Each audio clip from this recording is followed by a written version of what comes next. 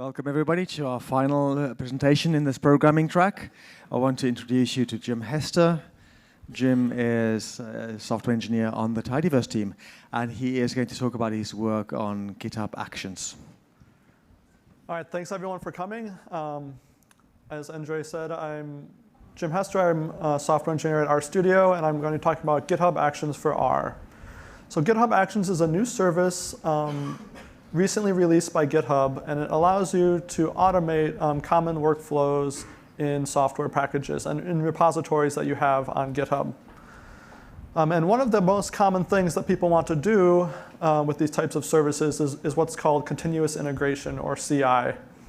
And continuous integration is, if you're not familiar with it, it's a way to run all the tests and checks on your project every time you make a change to the project. So if you commit a change to the repo, or if someone submits a pull request to your repo, continuous integration would run all of the package checks on that new code to verify that it doesn't break your existing functionality.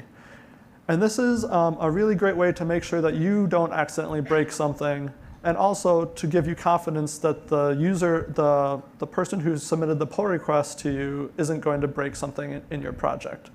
And this is also a good way to ensure your project is reproducible, because the code is running on someone else's machine, which is really like one of the first steps in reproducibility.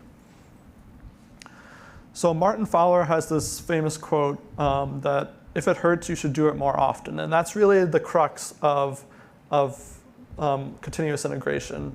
Rather than running your tests maybe only before you do like a CRAN release or a big release of your package, you run the tests every time you make a change. And that really makes sure that if you introduce a bug, it's only going to be a bug in a very small subset of your package, because it's only the things that have changed since the last time you ran a successful test.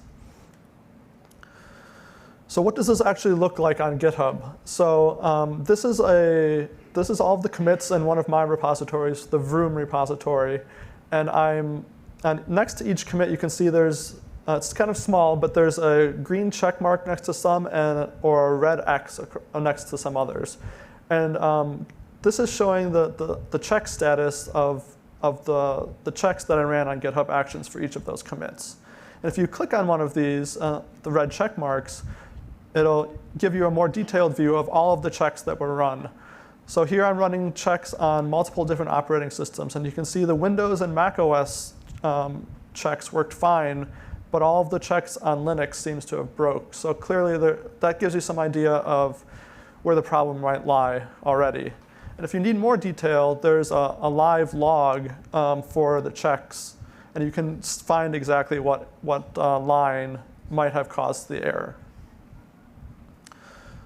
So this GitHub Actions is not the only service that provides these sort of features. So why might GitHub Actions be a good thing for you to try on your repository? The first thing is that it's one of the few services that has support for all three major operating systems: Linux, Windows, and Mac OS.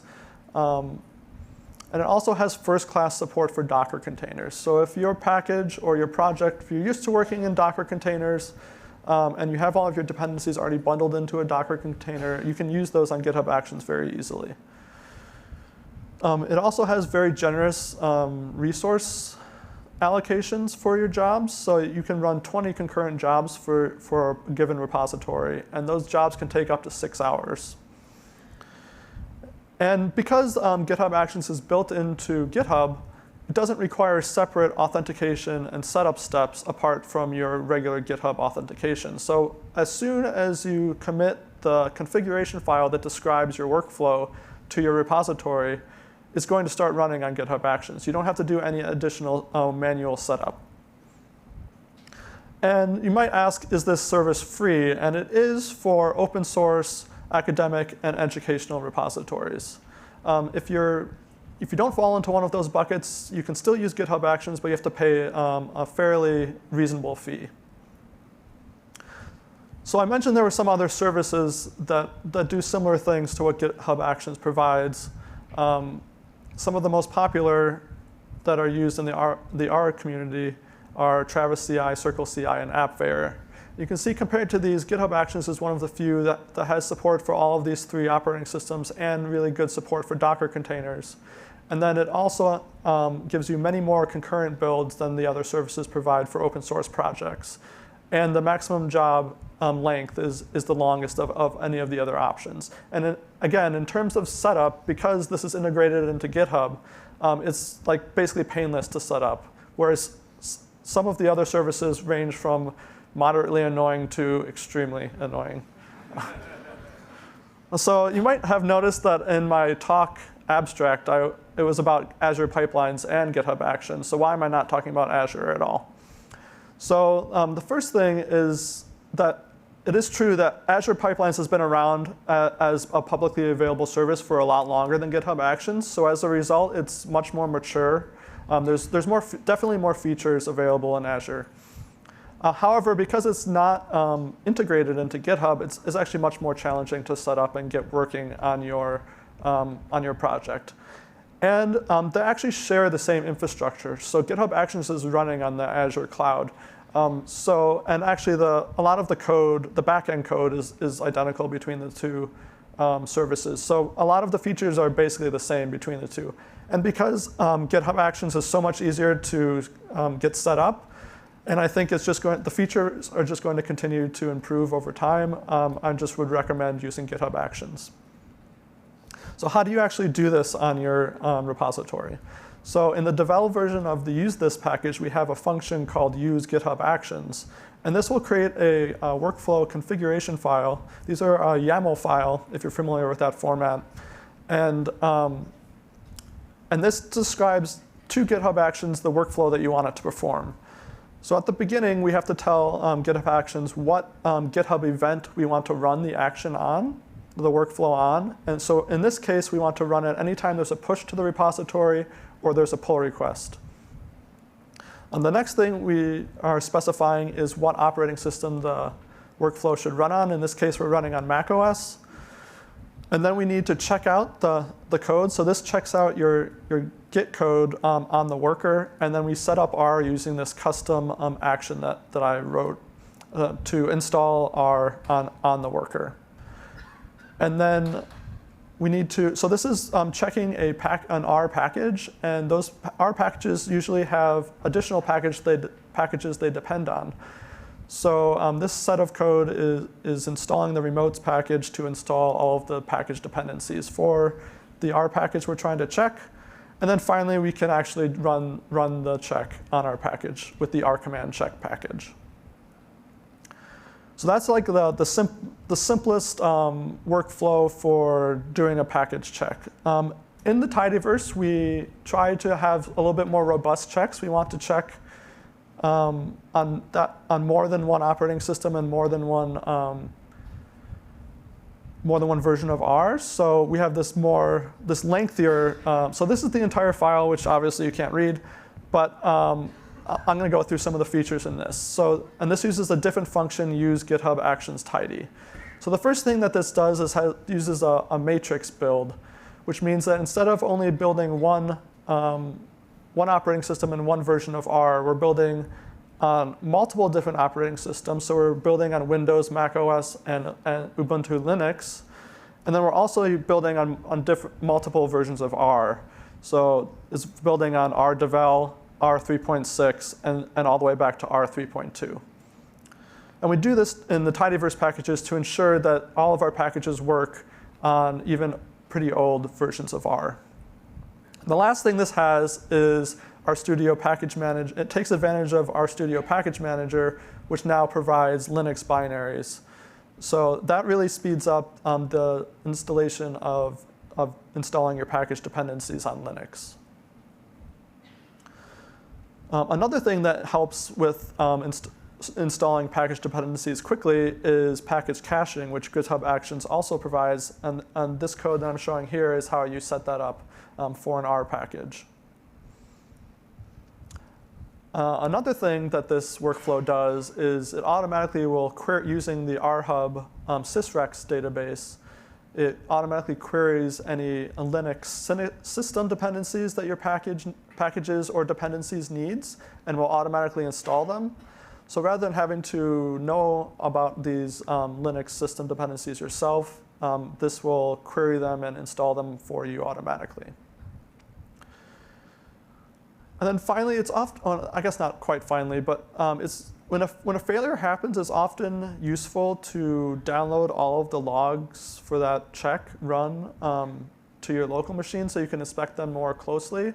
So this chunk of code will, if a failure happens, it will upload all of the check logs as an artifact of the build, so you can download them if you need to. And then finally, we run we use the cover package to run test coverage on the R package and use the codecov.io service to upload the results and store the results of our check coverage. So that was the more complicated workflow. We also, so I should mention that all of these workflows that I'm going through are available on this GitHub site, github.com/rlib/actions. So it has examples of everything I'm going to be talking about today and all of the custom actions that we've built for our packages. So there's additional workflows that we have available. So these are 3 similar workflows for building other things related to our packages. So the first one is a workflow that builds the package down site for your R package. The second one is if you have a blog down site, this will use GitHub Actions to build your blog down site and deploy it to Netlify.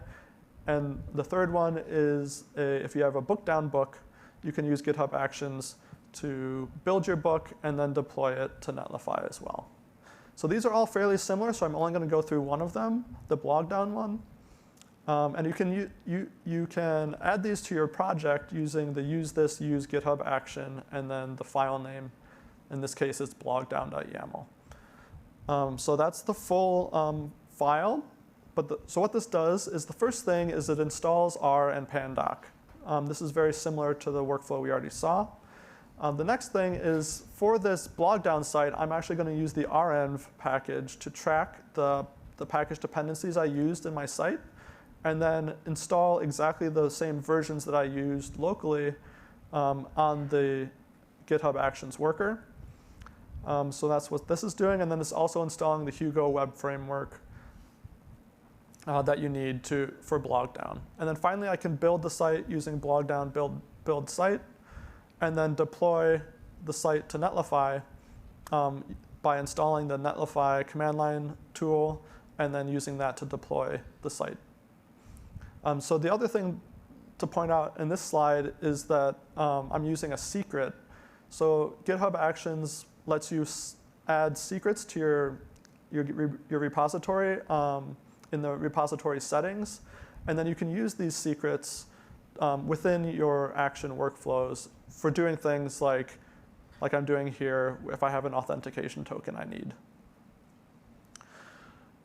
So all of the actions I've shown so far have basically used the same event. So they're running on either a push or a pull request event.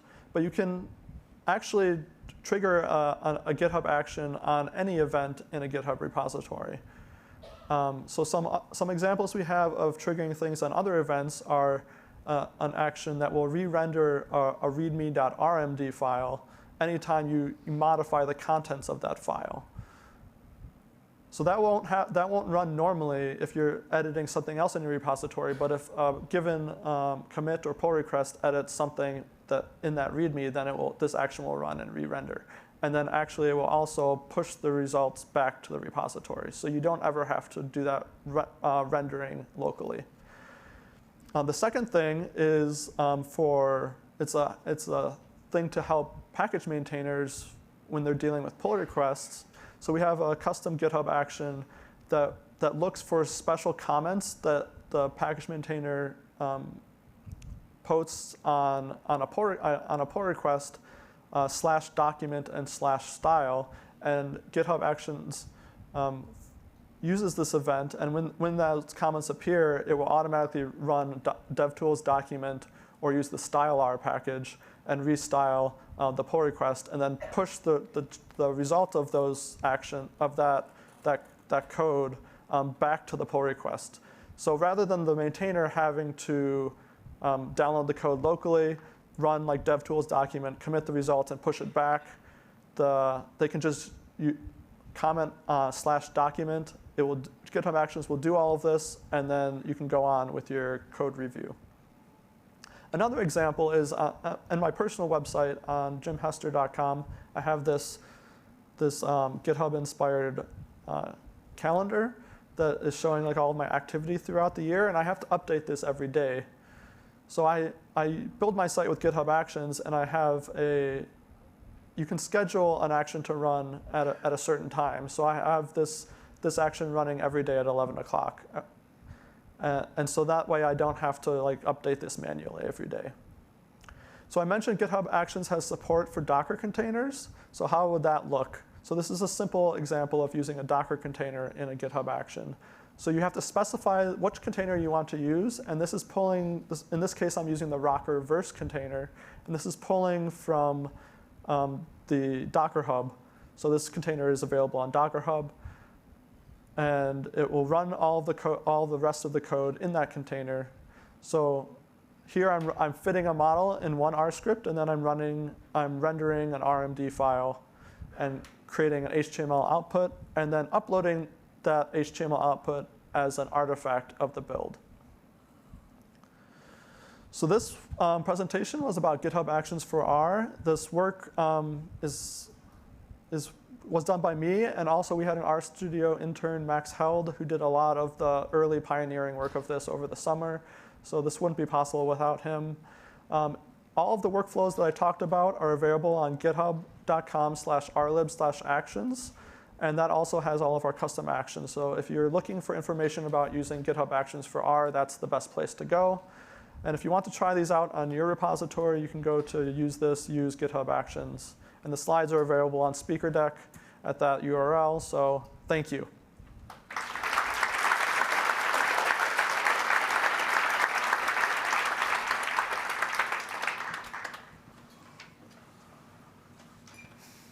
That was great. Thank you very much, Jim. The first question is, if you use Azure DevOps for source control, do you think the increased difficulty over GitHub Actions is largely eliminated?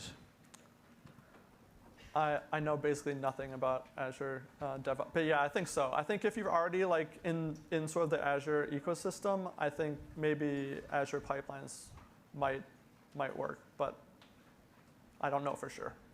Thank you. We have a rather starry-eyed question here, important one. Okay. How did you make these slides? Oh, this is just Keynote with a theme I found online. I just Googled, you know. Are there plans and/or resources for using Azure pipelines within Azure DevOps when testing and checking internal R packages? I don't know if I got that whole question. Are there plans and/or resources for using Azure pipelines within Azure DevOps when testing and checking internal okay. R packages?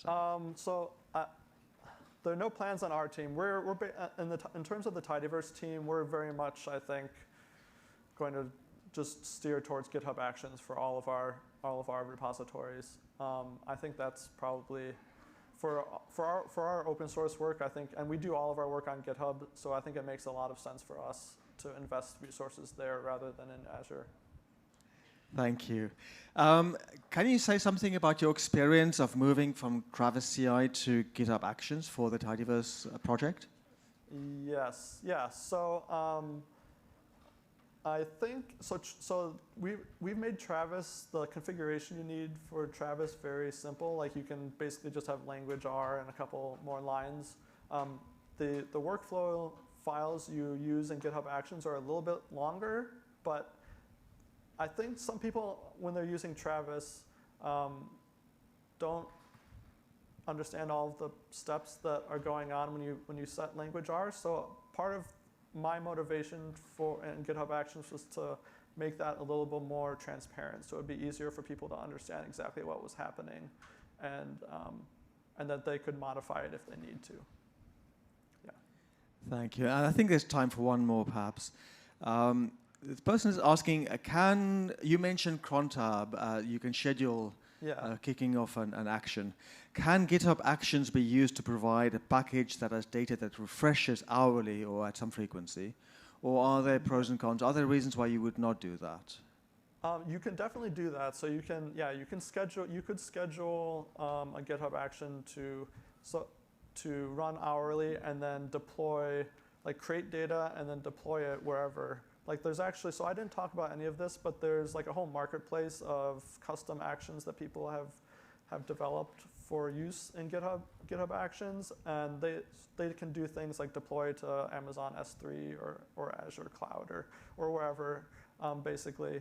And you can do a lot of some sophisticated things with scheduled jobs like that, yeah. Fantastic. Final hand for Jim. Jim, thank you very much. Yeah.